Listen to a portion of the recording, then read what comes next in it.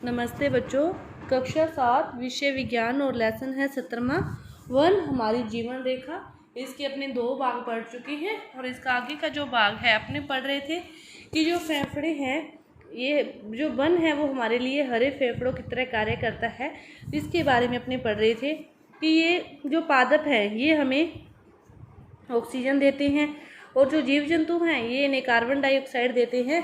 तो दोनों से ही एक दूसरे का जो नियंत्रण है वो बना रहता है। इसीलिए जो वन है वो हमारे लिए हरे फेफड़ों की तरह कार्य करते हैं, क्योंकि वो हमें ऑक्सीजन देते हैं, जिस ऑक्सीजन का उपयोग हम श्वसन के लिए करते हैं। इसके बाद फिर टीबू ने उन्हें अब बताया कि जो वन है वो केवल पादपों और जंतुओं का आवास ही नहीं है, जो कि जो वन है वनों के अंदर अकेले पादप और जंतु ही नहीं रहते। इसके अलावा वन क्षेत्र में जो अनेक मानव समुदाय है वो भी रहता है। इनमें से जो कुछ विभिन्न जनजातियां हैं, टीबू ने समझाया कि ये लोग अपनी अधिकतर आवश्यकताओं के लिए वनों पर ही निर्भर रहते हैं। वन ही उन्हें भोजन देते हैं, आश्रय देते हैं, जल और औषधियाँ प्रदान करते हैं। कि मतलब वो लगभग सभी आवश्यकताओं के लिए किस पर निर्भर रहते हैं? वनों पर ही निर्भर रहते हैं। भोजन, आश्रय, जल और औषधियाँ की ये सारी आवश्यकताएं उन्हें वनों से ही पूरी होती है। वन क्षेत्र में रहने वाले ये लोग वहाँ की जो अनेक औषधीय पादपों के बारे में जानते हैं कि वो वनों में ही रहते हैं। तो अपनी किसी भी बीमारी के लिए जो भी वो औषधि लेते हैं फिर वो वनों से ही रहते हैं। तो उन्हें वन क्षेत्रों में जो लोग रहते हैं उन्हें भी औषधीय पादपों के बारे में ज़्यादा पता होता है, उनको ज़्यादा जानकारी होती है औषधीय पादपों के बारे में। बूजो ने एक छोटे से झरने से पानी पी रहा था तो उसने देखा कि हिरणों का एक झुंड उससे कुछ दूरी पर ही झरने को पार कर रहा था। तो कुछ ही पल में सभी हिरण झाड़ियों में गायब हो गए। सघन झाड़ियां और ऊंची घास जंतुओं को भोजन, और इस प्रकार जो हिरण है उसने देखा हिरणों का जो झुंड है वहां से पानी पी रहा था, यहाँ से हिरण जा रहे थे। तो जो उनका जो झुंड है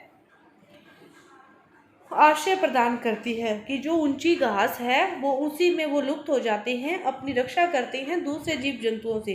तो ये उन्हें वन में रहने वाले मांस भक्षी जीवों से क्या करते हैं? सुरक्षा प्रदान करते हैं। मांस भक्षी कि जो इनको खाने का प्रयास करते हैं उनसे इनकी क्या करते हैं? ये ऊंची जो घास है सुरक्षा प्रदान करती है।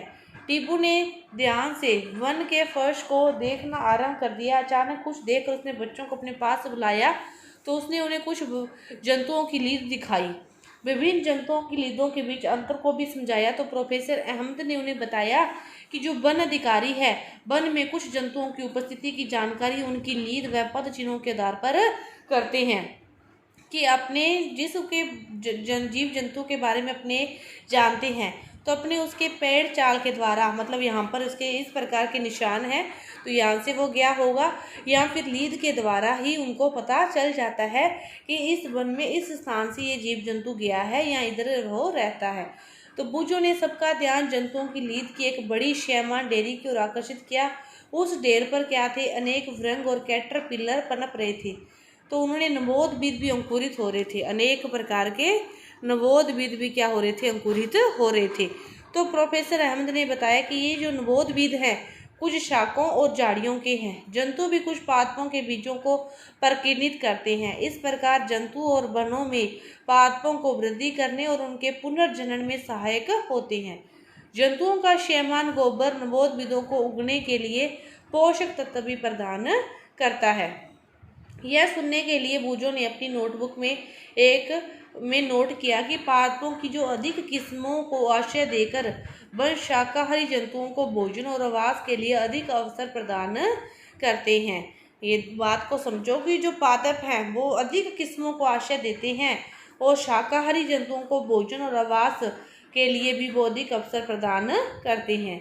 शाकाहारियों की जो संख्या है वो अधिक संख्या का अर्थ है कि विभिन्न प्रकार के मांस भक्षियों के लिए भोजन की अधिक उपलब्धता। कि जो मांस भक्षी है उनके लिए भोजन की क्या होती है? फिर अधिक मात्रा में उपलब्धता होती है। जंतुओं की विविध किस्में वन के पुनर्जनन और वृद्धि में क्या होती है? सहायक होती है।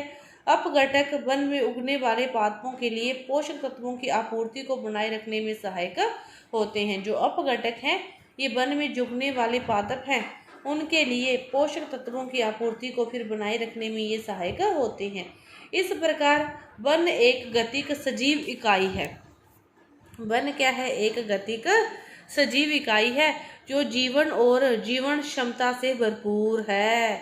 जीवन और जीवन क्षमता, कि इसमें जीवन भी है और जीवन क्षमता, जीवन के प्रति क्षमता भी है। इन दोनों से ये क्या है? भरपूर है। जीवन वन एक गतिक सजीव इकाई है। इसमें सजीव की पूरी मतलब सभी तरह से सजीव ही सजीव है, सजीव की गतिक इकाई है। अब लगभग दोपहर हो गई थी। बच्चे वापस जाना चाहते थे तो टीपू ने वापस जाने के लिए एक और रास्ता सुझाया, और जब वे वापस आ रहे थे तो वर्षा होने लगी। उन्होंने यह देखकर आश्चर्य हुआ कि वर्षा की बूंदें वन भूमि पर सीधे नहीं पड़ रही थी।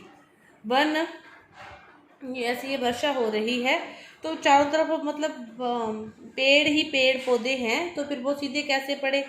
पेड़ पौधों पर जाएगी ये। फिर इसके बाद पेड़ों के अंदर से होती हुई शाखाओं के माध्यम से जो पानी है वो नीचे अवशोषित हो जाएगा, और भूमजल स्तर का जो लेवल है फिर वो क्या हो जाएगा? ऊपर की तरफ आ जाएगा। तो फिर बितान की सबसे ऊपरी जो परत है, वर्षा की बूंदें उसी के ऊपर पड़ रही थी। मतलब चारों तरफ पेड़ पौधे ही पेड़ पौधे हैं, तो सबसे ऊपर यहीं पर ही तो वर्षा की बूंदें पड़ेगी ना, सीधी धरती पर कैसे आ जाएगी? अर्थात छोटी छोटी फुहार में फिर वो परिवर्तित हो रहे थे। अधिकांश जो जल है वो वृक्षों की शाखाओं, पत्तियों, तनों से होता हुआ फिर नीचे आता है और झाड़ियों और शाखाओं पर धीमे धीमे गिर रहा था। उन्होंने यह भी पाया कि कई स्थानों पर भूमि अब भी सूखी थी। लगभग आधा घंटे के वर्षा के बाद उन्होंने पाया कि जो वन भूमि की सतह पर गिरी परत, पत्तियों की परत पर कुछ कुछ गिली हो गई, लेकिन वन में कहीं भी जल का जमाव होता दिखाई उन्हें नहीं दिया। तो बुजों ने जल का जमाव होता दिखाई नहीं दिया।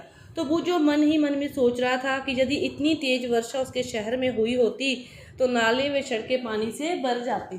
ऐसे ही होता ना, लेकिन वनों में ऐसा नहीं हुआ, क्योंकि सारा का सारा जो पानी है वो वनों के द्वारा जड़ों के अंदर शोषित हो गया।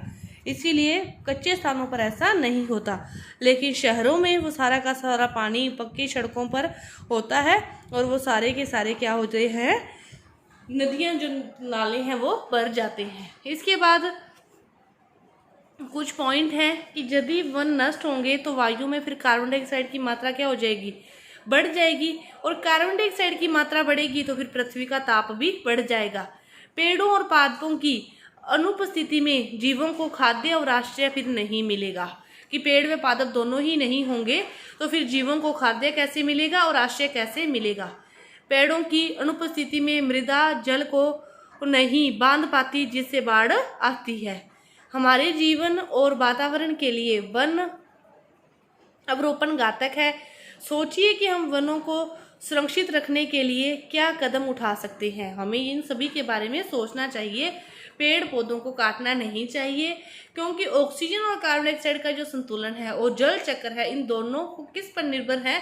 ये पेड़ों पर ही निर्भर है। और यदि पेड़ पौधों को काटा जाता है ज़्यादा मात्रा में और लगाया नहीं जाता तो फिर इसका जो संतुलन है वो बिगड़ जाता है।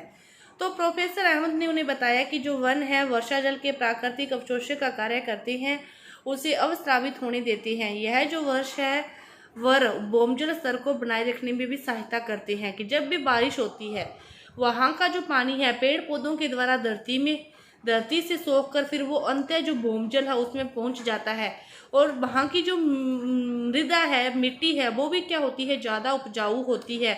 दूसरी बात, जिस जगह पेड़ पौधे ज़्यादा मात्रा में हैं वहाँ पर फिर बारिश भी क्या होती है? ज़्यादा होती है। लौटते समय बच्चों ने टीपू के गांव के में भी 1 घंटे का समय बताया। गांव का मौसम भी काफ़ी सुहावना था। गांव वासियों ने उन्हें बताया कि आसपास वन से घिरा होने के कारण जहाँ पर फिर क्या होती है? अच्छी वर्षा होती है। यही बात मैंने अभी आपको बताई थी। हवा भी ठंडी रहती है, और ज़्यादा पेड़ पौधे होने से जो ध्वनि प्रदूषण है वो भी कम होता है, क्योंकि वो जो आवाज़ है उनकी वो पेड़ पौधे ही शोषित कर लेते हैं।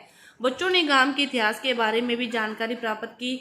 उन्हें यह जानकर आश्चर्य हुआ कि उस क्षेत्र के गांव और कृषि के लिए खेत लगभग 60 वर्ष पहले वन को काटकर उपलब्ध किए गए थे। टिब्बू के दादाजी ने उन्हें बताया कि जब वे छोटे थे तो वो गांव का क्षेत्र इतना बड़ा नहीं था, लेकिन जैसे जैसे जनसंख्या बढ़ती गई ये बातें तो आपने पहले भी जानी होगी अपने दादा से, नाना नानी से, कि जिस स्थान पर भी आप रह रहे हो उस टाइम, पहले के टाइम में यहाँ पर पेड़ पौधे या फिर ऊंचे ऊंचे रेतीले टीपे होते थे, लेकिन जिस प्रकार ज़रूरतें पड़ी लोगों ने प्रयास किए और वहाँ पर जो फैक्ट्रियाँ लगा ली, घर बना लिए, औद्योगिक विकास हो गया, सड़कों का विकास हो गया, इमारतों का विकास हो गया। इसी प्रकार ही ये जो क्षेत्र हैं ये बनाए गए हैं। और बहुत वन भ्रमण के उपरांत प्रोफेसर अहमद ने बच्चों को सारांश में वनों के महत्व के बारे में लिखने को कहा।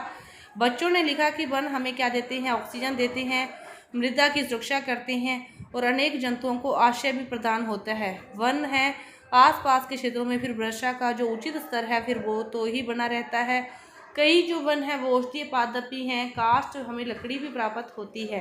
तो हमें वनों को सुरक्षित रखने के लिए जितने संभव प्रयास हों अपने स्तर पर हमें करते रहना चाहिए। इस प्रकार आपका ये चैप्टर है पूरा हुआ। धन्यवाद।